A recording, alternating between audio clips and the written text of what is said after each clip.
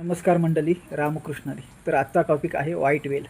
वाईट परिस्थिती माणसाची येत असते, जात असते. किती वाईट परिस्थिती आली तरी त्याला घाबरून टोकाचा निर्णय कधीच घेऊ नका. कारण जे काही होतं ते चांगल्यासाठीच होत आहे.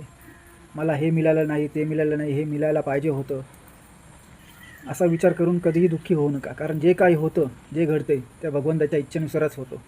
मला भगवद्गीतेतील एक किस्सा सांगतो. तर अर्जुनाला त्याच्या नातेवाईकांना ठार मारायचं नव्हतं. त्याची इच्छा अशी होती की हे आपले तर नातेवाईक आहेत, तर यांना आपण का मारावं.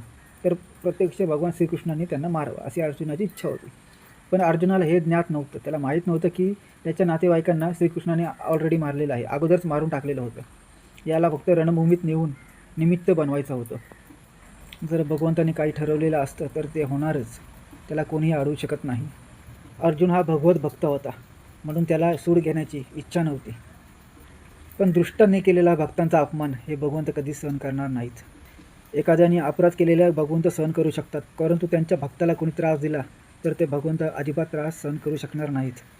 म्हणूनच करता करीचा सर्व भगवंत श्रीकृष्ण होते आणि अर्जुन हा मित्र निमित्तच होता. तसेच आपण या पृथ्वीवर निमित्त आहोत. जे काही घडतंय, जे काही होतंय ते भगवंताच्या इच्छेनुसारच होतंय.